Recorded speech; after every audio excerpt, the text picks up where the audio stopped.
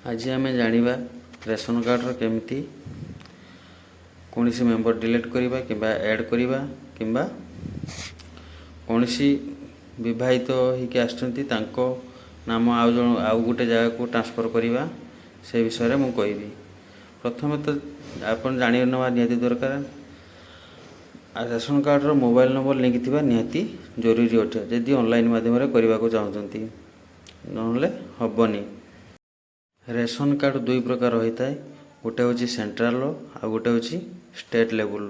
Central हूँ NFS टा आ गोटे स्टेट लेवल हूँ SFS। चलतु आज जाना केमिति ऑनलाइन माध्यम जोड़वा कि ट्रांसफर करके आउ गोटे जगार जोड़वा।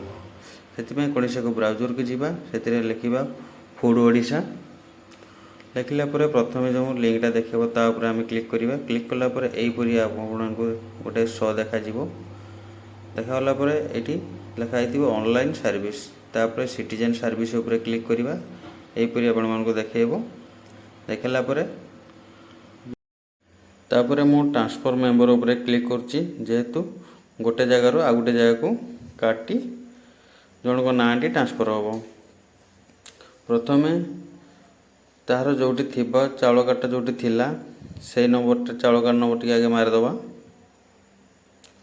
मुझे चाउल कार्ड नंबर टी आगे मारिदे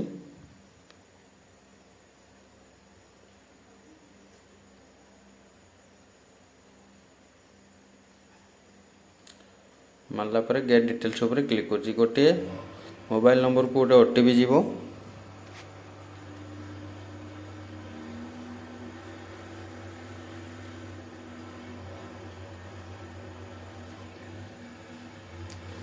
OTP टी ये देदेवा तापर गेट रिपोर्ट उपर क्लिक करवा। ये देखिपे आपड़ क्या नाटा काटा चाहते से बॉक्स उपर क्लिक करदे। से आदर डिवोर्स देते कि मैरेज चलते से लिखे मुझे जेहतु मैरेज पलि आसती ड्यू टू मैरेज लिखिदे। तापर कौ कार्ड नंबर को जीव से कार्ड नंबर टी मारिबा आम।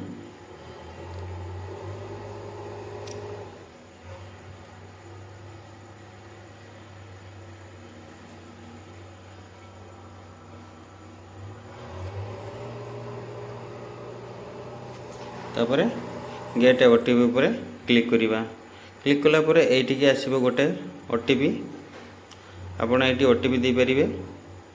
OTP देलापर सबमिट करेंगे। सबमिट कलापर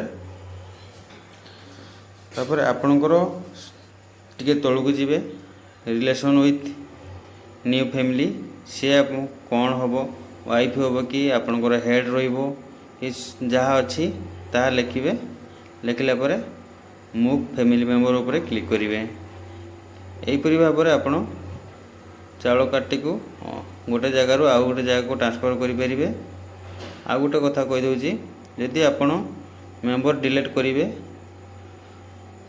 से डिलीट उपर क्लिक करेंगे जोटी आपण प्रथम जो देखा यहीपरी भाव जहाँ जहाँ आप करेंगे से ताहारी उपरे क्लिक करके आपण सबकिछि करें। किंतु रेशन कार्ड साथ मोबाइल नंबर लिंक थी निहाती दरकार नले हम ना। जदि आपण मानक वीडियोटी भल लगुच लाइक सब्सक्राइब निहाती करेंगे।